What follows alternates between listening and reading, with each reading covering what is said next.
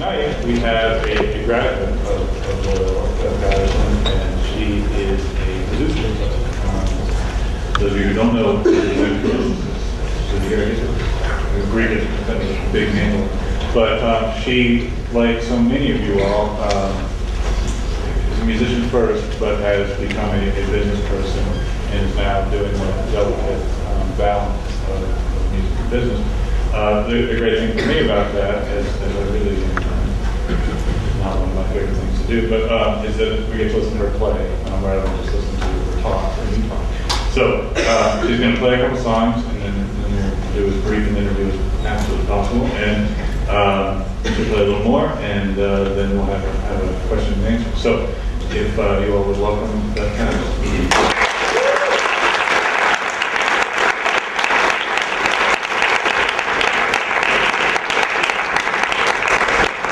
This is a song ode to things equestrian. This is one that I wrote. This is called Epona, named for a Celtic horse goddess. Yes, they have goddesses for horses. You gotta love that culture.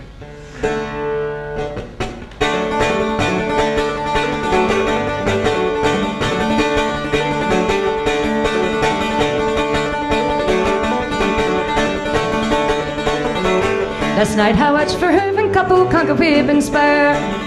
Hearts pumping in the breast, along the shoreline they did run, till they fled into the ocean and Poseidon's cool embrace, and found a world where men and horses is side by side as one. Tempering desire, for secrecy, but all the pretty wild horses couldn't drag it out of me.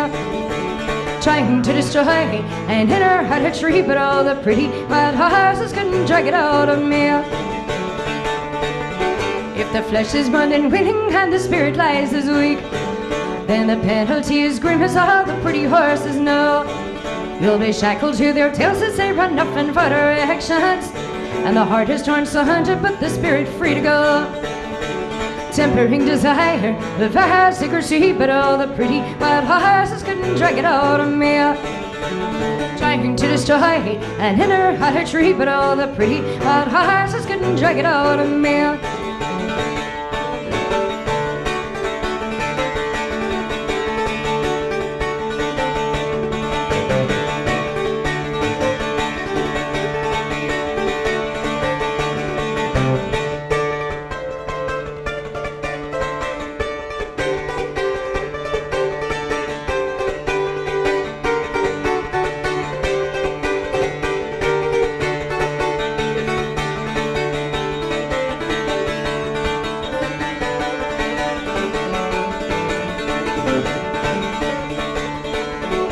And when I breathe my last, don't throw me 6 feet underground, 'cause I'll never rest and satisfy a moment even then. Just scatter all my ashes on the backs of those wild ponies, that I may last run within my body to transcend. Tempering desire with vast secrecy, but all the pretty wild horses couldn't drag it out of me. Trying to destroy an inner heart a tree, but all the pretty wild horses couldn't drag it out of me.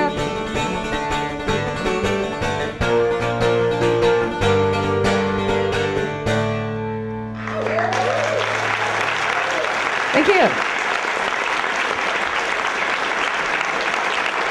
Thank you. This is cool. I never got an ow at recital hour. Then again, I was only playing the oboe. Not that there's anything wrong with that. Anyway, I'm gonna go ahead and make an assumption. This is a question I'm gonna get asked at some point in time as to what the hell this instrument is. This is and it's a bit of a misnomer when I say it's a bouzouki, because it's not a true. It's named for its Mediterranean ancestor, which is a bowl-backed instrument that can have anything between 3 and 4 double courses. This is a variation that came to Ireland in the mid-'60s and has been popular in Celtic music ever since. And now a lot of Scandinavian folk bands are using this puppy as well. Anyway, bouzouki. Saying Irish bouzouki, the Greeks think I'm strange because it's almost like saying Mexican bagpipe, if that doesn't give anybody nightmares. I thought mariachi was scary enough. But anyway, it's roughly an octave below a mandolin with a couple of variations of tuning. There's several different ways that you can tune this puppy for you guitar majors out there. But anyway, it's a bouzouki. Some people call it a citern, octave mandolin. It's all good. In airport security, it's a banjo. Actually, they don't care anymore, just so long as it isn't a bottle of shampoo. But anyway, and this is cool because I get to playing for so many music types, because I get to play stuff that's a little bit too musically cerebral for your typical bar crowd, such as this one that changes time signatures. Anyway, this is a song that I wrote to just be mean. It's called Quicksilver, and it changes time signatures. And I wrote it specifically so that the people that come out on the gigs and they think that they can Irish dance, because I do a lot of gigs that are predominantly Irish music, although I do crossover, and they get up and they cavort around, and it looks like a bunch of catatonic leprechauns stepping on 18-inch models of Stonehenge. So that's the beauty of odd meter. So I whip out this little number and to see if I can make them fall down, go boom. I think I've touched a sensitive nerve.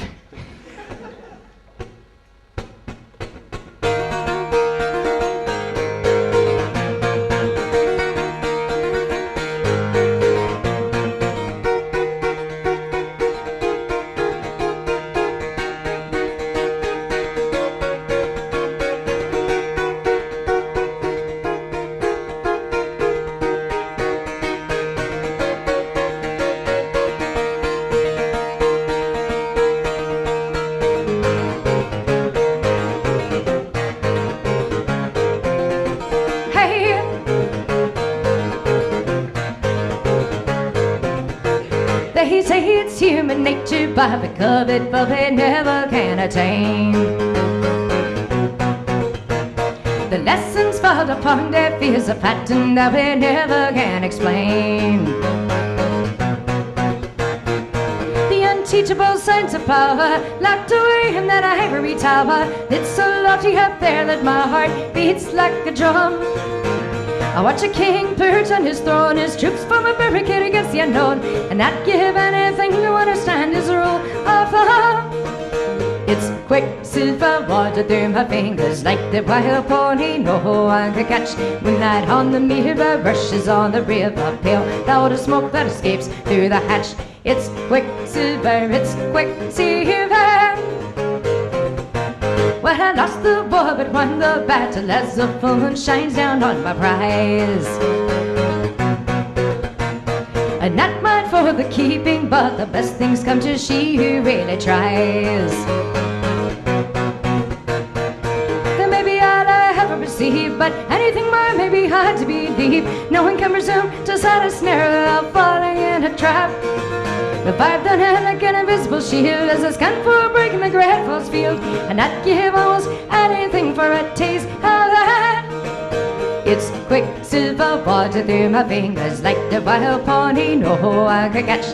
Moonlight on the mirror, rushes on the river, pale cloud of smoke that escapes through the hatch. It's quicksilver water through my fingers, like the wild pony no one can catch. Moonlight on the mirror, rushes on the river, pale cloud of smoke that escapes through the hatch. It's quicksilver, it's quicksilver. Oh, oh, oh, oh, oh.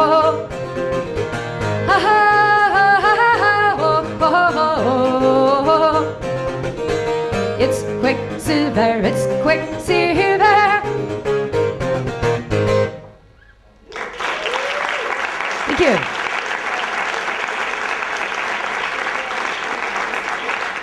Thank you.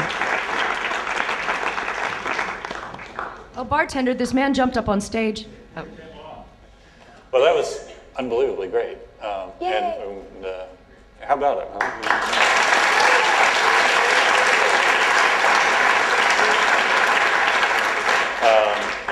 And we'll hear more if you don't mind playing a couple more songs. You seem to enjoy it, and maybe get more references to Spinal Tap in.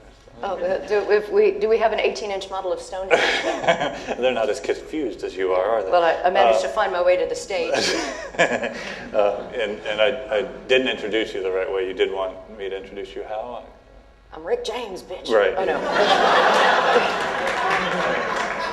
I figured it would be better if you said it. Right. All sorts of liability. Was that convincing? Yeah. Dave Chappelle, ladies and gentlemen. So,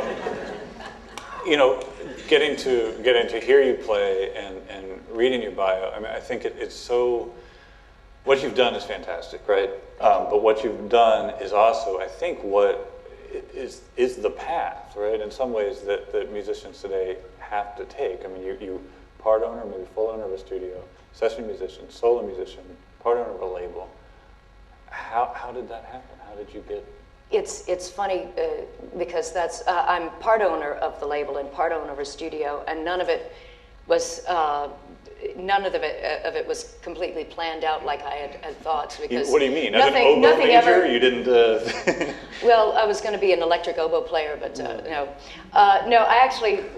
I feel guilty when I say that because I was a mediocre oboe player at best.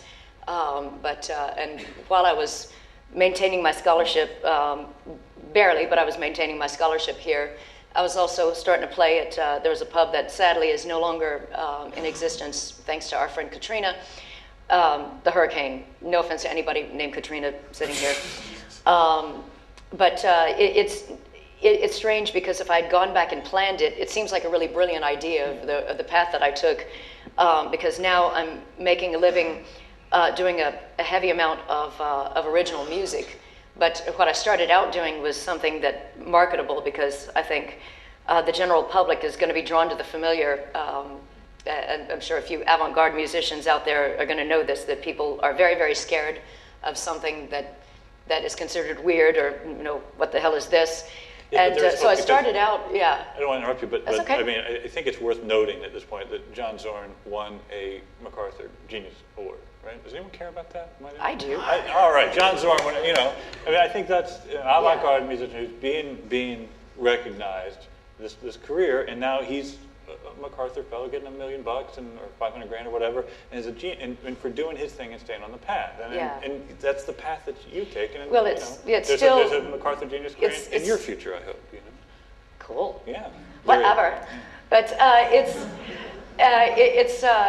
funny. I mean, not to say that what I'm doing is avant-garde, but it certainly ruffles the feathers of the hardcore traditionalists. You're playing a bouzouki. I am playing a bouzouki, but which sounds a lot more interesting than it really is. But it's by starting out first doing, while I was not studying, which was quite often that I was not studying, I was playing in the quarter, doing a lot of traditional music, and then slowly starting to write songs and kind of working my way in by playing a couple of originals and then more originals. And the next thing I know, I actually have people requesting my originals, and it's a balance. It's kind of a trade-off, because what I would like to be doing more is more